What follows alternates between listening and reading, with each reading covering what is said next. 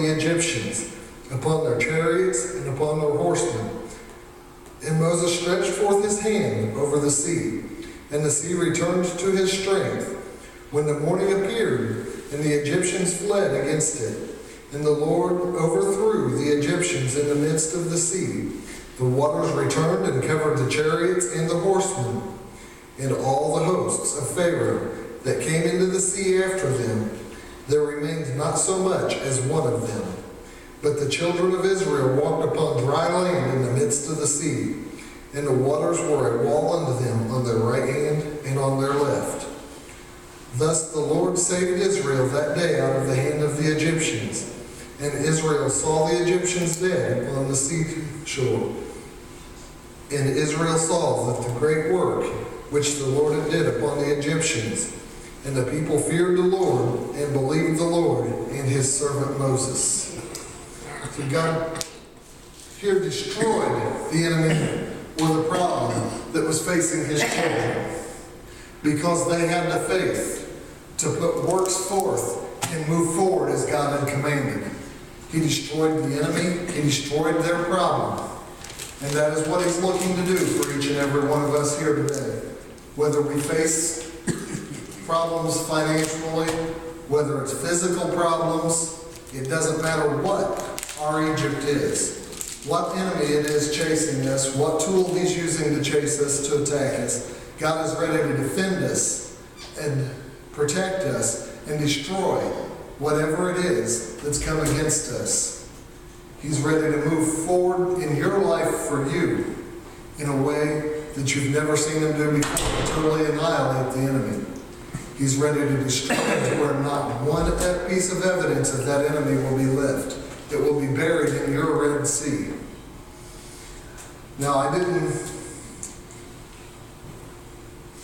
speak as long as I do a lot of times, but I really feel that got the point that God wanted out across.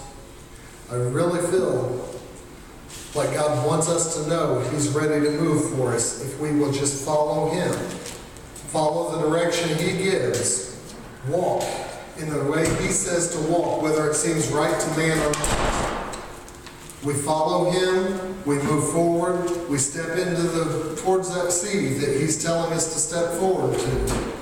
And we will not fall to the enemy, but we will be protected. He will overcome and destroy everything that is set forth to attack us.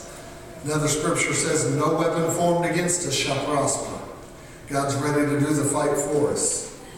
As I pray to dismiss the service, I'm also going to pray that God move in any area that we have that is going to attack us. I'm going to pray that he move and deliver us, just as he did the children of Israel. And then I'm going to walk around and pray for anybody that wants prayer. Dear Lord and Savior, I come to you right now, Lord, and I praise you and I thank you for the mighty, wonderful things you've done, Lord.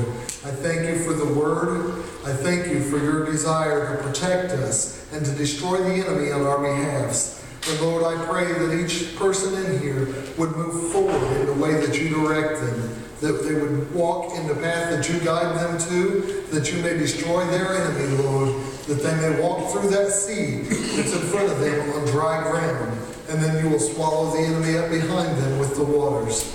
Lord, I give you the praise and the glory, for I know you are able to do this, and I know that you are the one that fights our battles. And I give you praise and glory, for we cannot fail through you.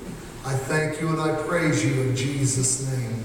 As we go our separate ways, Lord, I just ask that you would move in a mighty way with each person in this room, that you keep your hedge of protection on them, and that you guide them spiritually and physically to the way you would have them to be, that you would pledge your word in their heart to a way that they meditate on it day and night. I give you praise and glory in Jesus' holy name.